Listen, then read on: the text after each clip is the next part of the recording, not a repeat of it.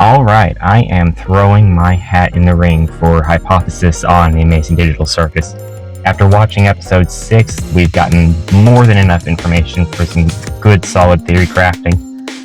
And I was up all night, pretty much, just running scenarios and ideas through my head. And I want to share them with y'all. I've got 4 ideas going on right now. And my 4th is by far my longest and my most elaborate. But we're going to start with the shortest ones, and ones that I think make a lot of sense, though I think, honestly, all of these ideas really make sense. So we're just going to see what comes of it. My first is that the characters aren't actually human, but instead are just programs designed to test the limits of intelligent AI. And my reasoning for that is that these characters have been trapped here for years by their own admission in episode 1. If these characters were human, their bodies would have failed without medical support to keep them alive while their conscious minds are trapped in the game that the Amazing Digital Circus finds itself in. We can look to Sword Art Online of all things for some confirmation of this, where it's stated that everyone's systems temporarily went down for a few hours, where the general assumption collectively being that these people were transported to hospitals to sustain their lives. If they were human, they would all die without that life support to sustain them. And so instead, I think they are intelligent AI with fabricated backstories to make them believe that they were human when they actually aren't, and the abstraction occurs when their AI programs reach a certain level of limitation that it just cannot go beyond. My second theory is the shortest by far, and that is simply that, stemming from the first theory, they are human, but they're all dying from a lack of support, and their abstraction is their minds just shutting down after their bodies have died. And my issue, unfortunately, with this hypothesis is that there is still no way that they could survive without medical support, let alone for years. So there's something going on there, but I just struggle to believe that right now these are humans, at least going based off of my first theory and believing that they are intelligent AI programs. Now, my third theory does make it out to be that they are human. Instead, what they are is they are all medical patients, all in a hospital, and they're all hooked up to machines that have transported their minds to this world to help reduce the pain of their ailing and dying bodies. And when their bodies do finally give up, that's when the abstraction occurs, because their minds have officially shut down. There was just nothing more that could be done to keep them alive. The idea of all of this would just be that they were being put in a position to where they could die without being in such a suffering condition the entire time. And I think it helps being supported a little bit by the fact that they don't remember their names, and while they do remember their backstories, I get the feeling that these backstories have been carefully crafted just enough for them to forget that they were sick and in hospitals, so what they remember is what they were doing prior to that point of getting sick or injured or whatever it may be, with the full intention of their friends and family or what have you just trying to keep them alive for as long as possible until something with medical science would actually be able to revive them and bring them back to life. My fourth theory is by far my longest, my largest, and the one that has diverging pathways to it. This is the one where, if you've read that title, you'll understand where I'm coming from on this.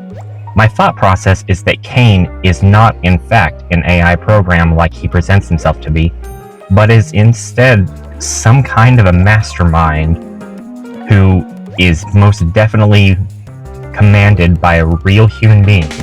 I think he's someone who owned or was the CEO of a major tech company, and Kinger, of all people, is someone who worked for him. Kinger and his wife Queenie, for that matter, which would help to be supported by Kinger's statement in episode 2 that he worked in computer sciences for 6 years only to wind up there in Amazing Digital Circus of all places. As for Caine himself, I think what he wanted was more power, and he found a way to gain that power by becoming a king, a royal of some sort, a master of a world, by trapping people into the amazing digital circus world. As for Kinger and his wife Queenie, they were his employees, and they voluntarily agreed to be beta testers for some of Caine's newest technology, but were blissfully unaware of Caine's real intentions, and were hooked up to life support machines in order to monitor their responses. Thus, why Kinger would have been able to last as long as he has, when other residents have abstracted long before he did, despite the statement being that he's the oldest. Now, the oldest is definitely an up-in-the-air statement because we don't know exact time frames, but we have actually been given quite a few clues as to the time era that this show is taking place in, and so we can pretty well determine, just by the information we've been given, exactly how long Kinger has been there, as well as some of the other residents even. With Kinger specifically, he has stated in episodes mentioning video games like Doom, which released back in the early 90s. So my thought process for all this is that he and his wife Queenie wound up there in the Amazing Digital Circus back there in the early 90s.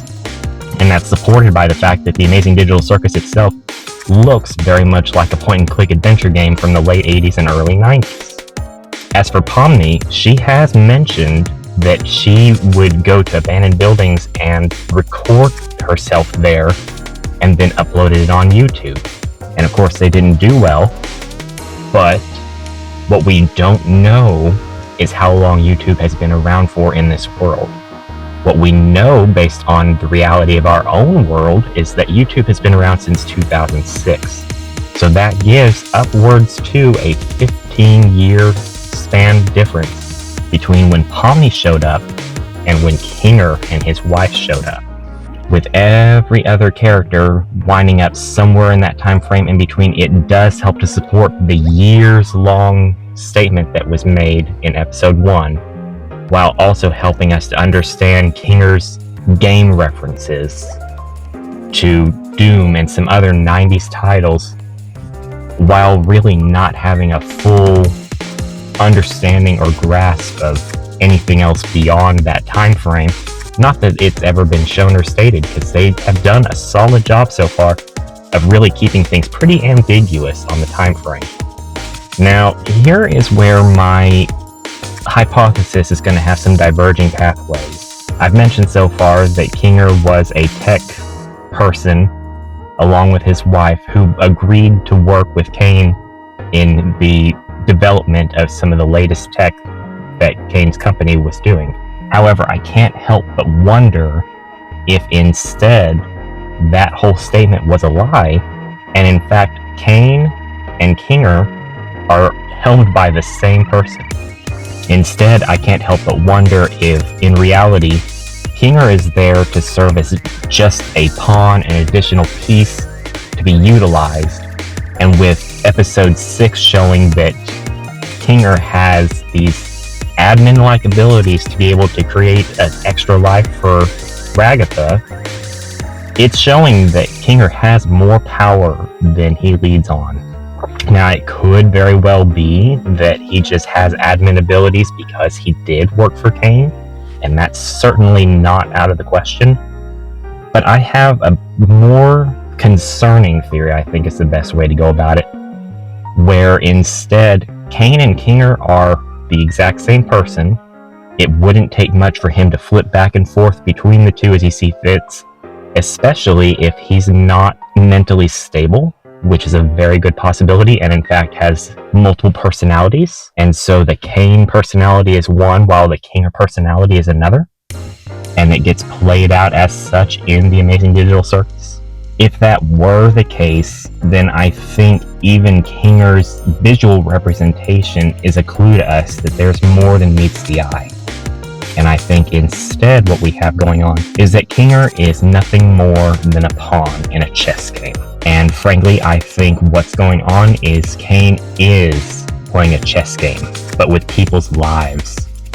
And so, with Kinger, regardless of if he is his own person or if he's just another side of Caine, Kinger is nothing more than a simple pawn. And the only time that he's ever actually a king is when he's playing checkers, a game that is similar to chess, but is far simpler, wherein the rules require that all your pieces be pawned effectively, and once they get across to the other side of the opponent's board, that's when they get kinged. And that is the only time wherein Kinger has any sort of kingly powers and abilities, when he's just bouncing around and taking out the opponent's pieces as needed when needed. Any other time, he's just a pawn that can be sacrificed whenever Caine sees fit that he's no longer useful to him. And that is really the diverging path. Is Caine and Kinger one person, or are they two different people but working together? That's something I don't know, and I would hate to see Kinger actually be evil.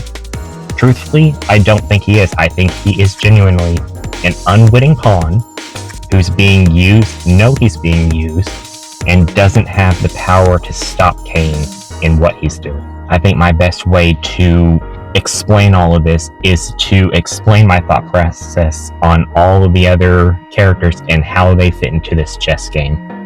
Kinger, as stated, is actually just a pawn, but he serves as a king, wherein the king and the pawn are not that different. The king is just a glorified pawn when all is said and done. They both can only move one space, although the pawn can move 2 spaces in its first move only.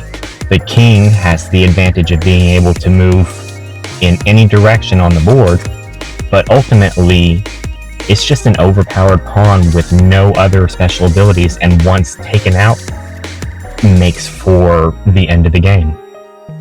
But I don't think Kinger's anything more than just a pawn.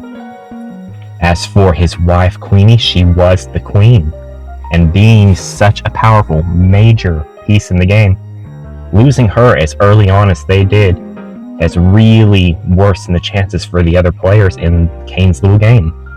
The queen is able to move 7 spaces and in all directions. Taking Queenie out as early as Caine did, and I do think that Caine murdered Queenie in order to be able to keep her from being able to keep Kinger stable, and also to lessen any power because she had too much power and could easily overcome Caine if needed. Eliminating her has made for a massive blow to the rest of the players. As for the knights, I believe those are Zubul and Gangle. I think that those two make the knight roles perfectly well, in that the knight is only slightly more powerful than a pawn, but has a few tricks in their wheelhouse of being able to move in an L shape, moving either 2 spaces and then 1, or 1 space and then 2 spaces. It's a very tricky piece, but also something that can easily be just as well sacrificed as a pawn when needed. It's not that powerful of a piece, only being able to move 3 spaces effectively in any given turn.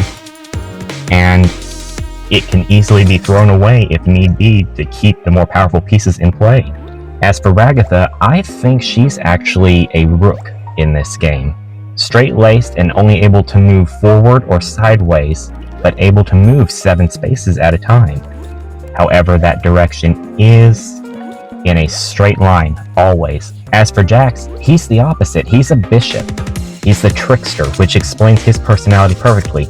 The bishop can only move in diagonal spaces, and that can be very tricky for any player who's going to wind up being surprised by their pieces getting taken out. This also helps to explain why Ragatha and Jax are such opposing forces, because in the game of chess, they are themselves opposing forces. A rook and a bishop being opposite each other in how they can move across a board. And last of the existing crew right now is Pomni.